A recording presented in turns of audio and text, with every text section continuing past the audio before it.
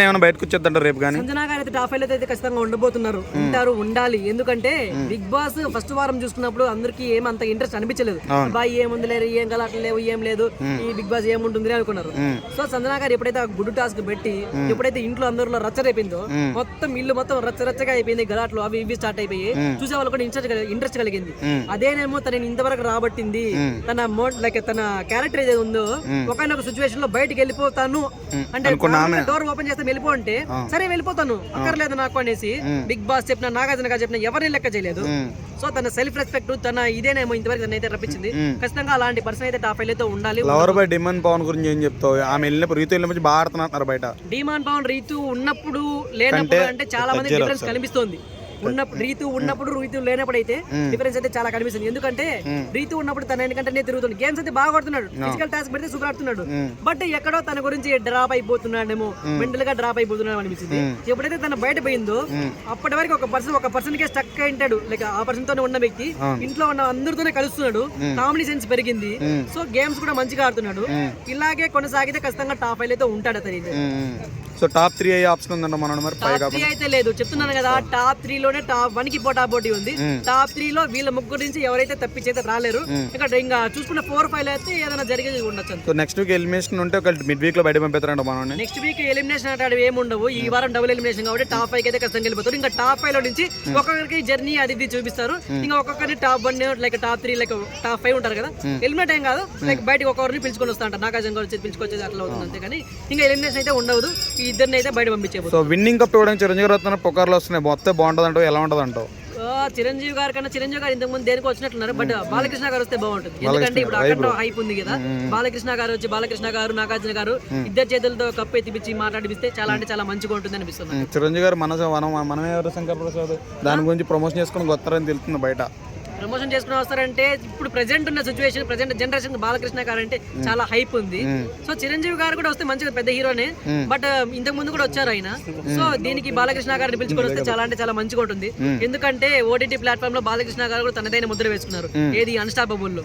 So ఖచ్చితంగా ఇక్కడికి వస్తే తను కూడా మంచిగా మాట్లాడబోతున్నాడు, అందరికి ఎంకరేజ్మెంట్ అయితే బాగుండబోతుంది. సో గత 90 రోజులు చూస్తున్నావు కదా, బిగ్ బాస్ బజ్ శివాజీ గారు బాగా హ్యాండిల్ చేస్తారంటవా? నీకు ఎలా బాగుందా, బాగా చేస్తారా? చాలా అంటే చాలా సూపర్ చేస్తున్నారు. అరే నేను కానీ ఆడుంటే నేను కూడా అట్లా చేసింటానేమో అంటే ఆయన వేరే వాళ్ళు ఏమైనా అనుకుంటారు, ఇట్లా అనొచ్చా అనకూడదు అనలేదు, మొక్క మీద మాట్లాడిస్తున్నాడు. మొక్క మీద మన రీతు చౌదరి చూసుకుంటే మొత్తం రోస్ట్ చేసి మాట్లాడేస్తాడు. అది ఏంద్ర ఎట్లా పిలుస్తున్నాడు, తన ఏమన్నా దూరంగా ఉందేమో అనుకుంటే పక్కనే ఉంది, తను ఏమనుకునేది ఏమో. కానీ ఆయన అయితే చాలా అంటే చాలా ముఖాముఖి లాగా అంటున్నారు కదా, మొక్క మీద మాట్లాడిస్తున్నారు, చాలా అంటే చాలా మాట్లాడుతున్నారు. ఇంకా ఎవరైనా లైక్ వేరే వాళ్ళు ఎవరైనా ఉంటే వాళ్ళు కూడా ఎదిరించి మాట్లాడింటారేమో వచ్చిన వాళ్ళు. బట్ శివాజీ గారు కాబట్టి నాగార్జున గారు ఈక్వల్ తోనే ఆయన కూడా రెస్పెక్ట్ చేస్తున్నారు. ఆయన్ని ఒక మాట రివర్స్ అనలేకపోతున్నారు. ఆయన ఏమన్నా కానీ వన్ మ్యాన్ షో అంటారు కదా, మొత్తం బిగ్ బాస్ బస్ లో కూడా శివాజీ గారు వన్ మ్యాన్ షో అయితే జరుగుతుంది. దివ్యాల మాదిరికి భయపడ్డాడు శివాజీ అని బయట ఎక్కడ భయపడ్డారు? ప్రతి మాటకి కౌంటర్ ఇచ్చాడు, ప్రతి మాటకి కౌంటర్ ఇచ్చాడు. అయ్యా నేను ఎందుకు తల్లి కొంచెం సర్కాస్టింగ్ గా మాట్లాడారు. భయపడ్డం అంటే ఎక్కడ భయపడరు.